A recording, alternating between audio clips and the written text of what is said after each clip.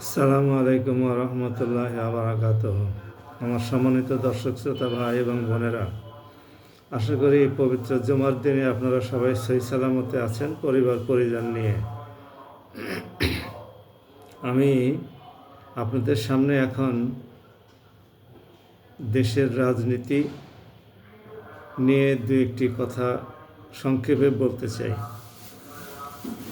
আপনারা ইতিমধ্যে অবগত হয়েছেন যে গতকালকে বিএনপির ভারপ্রাপ্ত চেয়ারম্যান জনাব তারেক রহমান দীর্ঘ 17 বছর পরে স্বদেশে প্রত্যাবর্তন করেছেন। প্রথমে সিলেট আন্তর্জাতিক বিমানবন্দরে, তারপরে ঢাকা শাহজালাল আন্তর্জাতিক বিমানবন্দরে, এরপরে 15 মিনিটের রাস্তা 3 ঘন্টা অতিক্রম করে, বা আমার দেশ পত্রিকার অনুসারে 3.25 ঘন্টা অতিক্রম করে মাত্র 3 কিলোমিটার রাস্তা, দ্যাট ইজ পূর্বাচলমুখী 300 ফিটের বিশাল চত্বর নিয়ে, বিশাল এলাকা নিয়ে জনসভায় ভাষণ দিয়েছেন। এটা ওনার দেশে প্রত্যাবর্তন পরবর্তী প্রথম ভাষণ। এখানে আজকের বিভিন্ন পত্রপত্রিকায় যে প্রধান শিরোনামটি এসেছে সেটা তারেক রহমান সাহেবের স্বদেশ প্রত্যাবর্তন আর ওনার একটি বক্তব্য। এই বক্তব্যটি গুরুত্ব সহকারে পত্রপত্রিকায় আলোচিত হয়েছে। এক পর্যায়ে উনি বলেছিলেন, I have a plan. Martin Luther king, আমেরিকার তৎকালীন প্রেসিডেন্ট, উনি বলেছিলেন যে আই হ্যাভ এ ড্রিম, আর তারেক রহমান সাহেব বললেন আই হ্যাভ এ প্ল্যান। আমি বিজনেসের ছাত্র হিসাবে আপনাদের কাছে প্ল্যান কাকে বলে এবং প্ল্যানিং কাকে বলে এ সম্পর্কে দু একটি কথা বলতে চাই। আমরা ম্যানেজমেন্টে ফার্স্ট ফাংশন হিসেবে প্ল্যানিংটা পড়াই, এবং আমি প্রায় দীর্ঘ 45 থেকে 47 বছর আগ থেকে এইটি পড়ে আসছি এবং পড়িয়ে আসছি। আপনারা শুনুন। Planning is a process of deciding in advance what is to be done in future.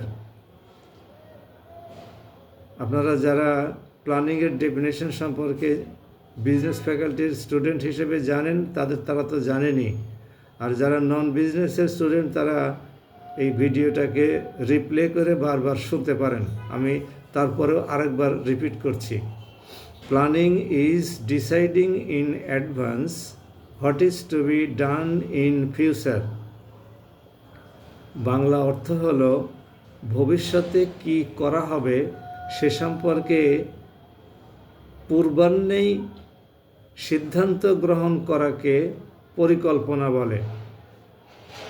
প্ল্যানিংয়ের Bangla কেউ কেউ পরিকল্পন বলেছেন, কেউ কেউ পরিকল্পনাও বলেছেন।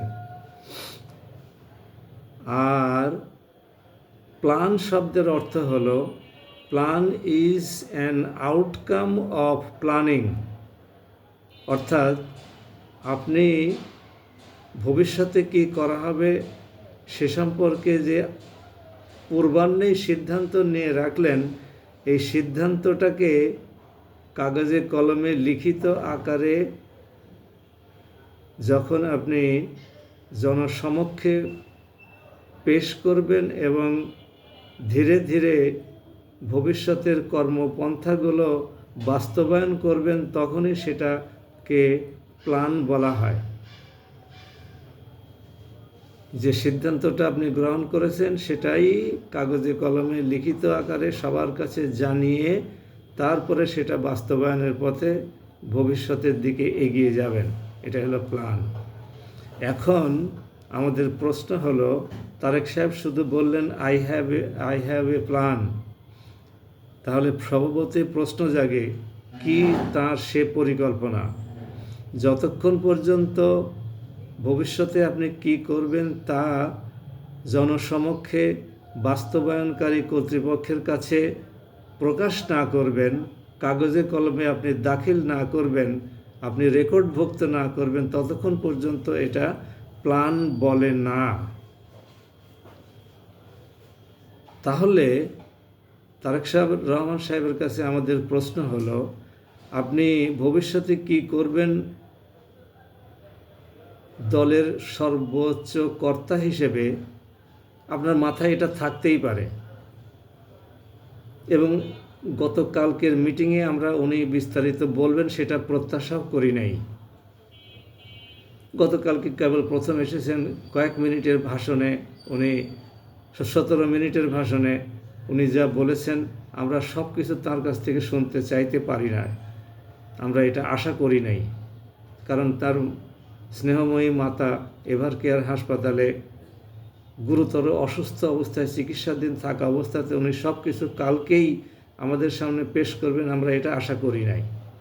যাই হোক, তো আগামীতে উনি নিশ্চয়ই বিভিন্ন সভায়, তারপরে ওনার অফিসে বসে সর্বসমক্ষে ওনার ভবিষ্যৎ পরিকল্পনা কি সে সম্পর্কে বিস্তারিত ব্যাখ্যা দেবেন এবং সেগুলো গণমাধ্যমের মাধ্যমে জনসাধারণের কাছে এবং তার যে বাস্তবায়ন কর্তৃপক্ষ থাকে তাদের কাছে সেই পরিকল্পনা পেশ করবেন। আমাদের ওনার কাছে পরামর্শ হলো, আপনি যে বলেছেন আই হ্যাভ এ প্ল্যান, আমরা নিশ্চিত করেই বলতে পারি যে ওনার এই সমস্ত প্ল্যান লিখিতভাবে কিছুই ওনার কাছে নাই। ওনার মাথার মধ্যে প্ল্যান আছে, তো মাথার প্ল্যান দিয়ে তার পরিকল্পনা বাস্তবায়ন হয় না। ওটা কাগজে কলমে লিখিতভাবে দলিল আকারে সংরক্ষিত থাকতে হবে এবং সেটা জনগণের কাছে, যারা প্ল্যান বাস্তবায়ন করবেন তাদের কাছে, যাদের সহযোগিতা লাগবে অ্যালাইড ফোর্স, তাদের কাছে এটা সুস্পষ্টভাবে ব্যাখ্যা দিতে হবে যাতে করে প্রত্যেকটি ব্যক্তি সেটা অনুধাবন করতে সক্ষম হয়। এখন ওনার কাছে আমার পরামর্শ হলো, আগামীতে আপনার মাথায় কী প্ল্যান আছে আমরা তো জানি না, আলিমুল গায়েব আল্লাহ, হয়তো আল্লাহ রাব্বুল আলামিন জানেন, কারণ উনি আলিমুল গায়েব। আমাদের পরামর্শ হলো আপনার জন্য জনাব তারেক রহমান, আপনি এই সমস্ত বিষয়গুলো আপনার মাথায় যদি রাখেন, আমি সবগুলো পয়েন্ট আজকে বলতে পারবো না, আমি কিছু কিছু পয়েন্ট নিয়ে আলোচনা করব, কারণ ভিডিওটা অনেক বড় হয়ে যাবে। এমনি 7 মিনিট হয়ে গেছে, আমি শুধুমাত্র পয়েন্টগুলো সংক্ষিপ্ত আকারে 7, 8, 10টা পয়েন্ট আমি আপনাদের সামনে শুধু পেশ করে আমি আজকের ভিডিও 2 মিনিটের মধ্যে শেষ করে ফেলবো ইনশাআল্লাহ। উনি আগামীর ওনার যে পরিকল্পনা, সেই পরিকল্পনায় সর্বোচ্চ গুরুত্ব দেবেন শিক্ষা খাতকে। বাংলাদেশের শিক্ষা ব্যবস্থা, বিচার ব্যবস্থা, প্রশাসনিক ব্যবস্থা, আর্মি যে ব্যবস্থা সেটিকে পুরোপুরি ধ্বংস করে ফেলা হয়েছে। এছাড়াও বাংলাদেশ একটি নদীমাতৃক ছোট্ট ভূখণ্ড, যার বুক চিরে বড় বড় কতগুলো নদী চলে গেছে, পদ্মা, যমুনা, মেঘনা, তিস্তা, ধলেশ্বরী, শীতলক্ষা, এই সমস্ত বড় বড় নদী চলে গেছে। এই নদীগুলো উনি ড্রেজিং করে পানিকে গভীরে ঢুকিয়ে দিয়ে নদীর 2 পারের এলাকাগুলো উনি উদ্ধার করে সেখানে আবাসযোগ্য ভূমি, তারপরে বিভিন্ন আবাসিক বিভিন্ন অবকাঠামো এগুলো নির্মাণ করবেন কিনা। আরেকটি বড় সমস্যা হচ্ছে আনএমপ্লয়মেন্ট। বাংলাদেশে কোটি কোটি মানুষ শিক্ষিত এবং অর্ধশিক্ষিত এবং অশিক্ষিত মানুষ বেকার, অথচ বাংলাদেশে প্রায় 30 থেকে 35 লক্ষ বিদেশিরা শ্রমিকরা এবং নির্বাহীরা কাজ করে, এক্সিকিউটিভরা কাজ করে। তাদের ব্যাপারে তিনি কী পরিকল্পনা মাথায় রেখেছেন? এরপরে আমাদের ফুড ক্রাইসিস আছে। আমাদের 64 লক্ষ মেট্রিক টন গম বিদেশ থেকে আমদানি করতে হয়, আমাদের চাল আমদানি করতে হয়, আলু, পেঁয়াজ, রসুন এই সমস্তগুলো আমদানি করতে হয়। এগুলো উনি কি ব্যবস্থা নেবেন? আমাদের পোশাক খাতকে বাঁচিয়ে রাখতে হলে প্রচুর পরিমাণে ফেব্রিক্স বিদেশ থেকে ইম্পোর্ট করতে হয়। এ ব্যাপারে ওনার প্ল্যান কি? এরপরে দেশে একটি সুষ্ঠু গণতান্ত্রিক ব্যবস্থা, সুশাসন এগুলো কায়েম কিভাবে উনি করবেন? নাকি মাগুরা টাইপের নির্বাচনের ব্যবস্থাটাই অব্যাহত থাকবে? এটা আমাদের শক্তিশালী সামরিক বাহিনী দরকার। সেনাবাহিনী, নৌবাহিনী, বিমান বাহিনী, পুলিশ বাহিনী, আনসার বাহিনী, ভিডিপি বাহিনী, এগুলো করা দরকার। ওনার পিতা যেগুলো করে গেছিলেন। এরপরে আমাদের দেশে সামরিক সরঞ্জাম আদি সবগুলো আমরা বিদেশ থেকে ইম্পোর্ট করি। আমাদের একটি সশস্ত্র বাহিনীর তত্ত্বাবধানে পরিচালিত সামরিক অস্ত্র কারখানা থাকলেও সেখানে ছোট ছোট গোলা বারুদ বা কিছু গুলি উৎপাদন করা ছাড়া আর কিছুই হয় না। অথচ জনসংখ্যার দিক থেকে আমাদের চাইতে সামান্য একটু বড় দেশ পাকিস্তান, আর আয়তনগত দিক থেকে আরেকটু বড় পাকিস্তান, সে মিসাইল উৎপাদন করে, ফাইটার প্লেন উৎপাদন করে, এ সমস্তগুলো তারা করে যাচ্ছে। আমরা এই সমস্তগুলো কি করব? এরপরে আমাদের যাতে করে বর্ডার কিলিং না হয় এই বিষয়গুলো উনি যেন মাথায় রাখেন। এছাড়া আমাদের বিচার ব্যবস্থার স্বাধীনতা, শিক্ষা প্রতিষ্ঠানের সুষ্ঠু শৃঙ্খলা ফিরিয়ে নিয়ে আসা, এই সমস্ত বিষয়গুলো ওনাকে অবশ্যই নজর দিতে হবে। এরপরে উনি আমাদের প্রশাসনে একটি মস্ত বড় সমস্যা হলো ঘুষ এবং দুর্নীতি, বিদেশে অর্থ পাচার, এই সমস্তগুলো পুরোপুরি বন্ধ করার জন্য উনি কী ব্যবস্থা গ্রহণ করবেন এই বিষয়টিও ওনাকে ওনার প্ল্যানের মধ্যে রাখতে হবে। আমরা জানি উনি এর আগে 31 দফা একটি পরিকল্পনা এই অন্তর্বর্তী সরকারের কাছে পেশ করেছিলেন। এর মধ্যে অনেক কিছুই নাই।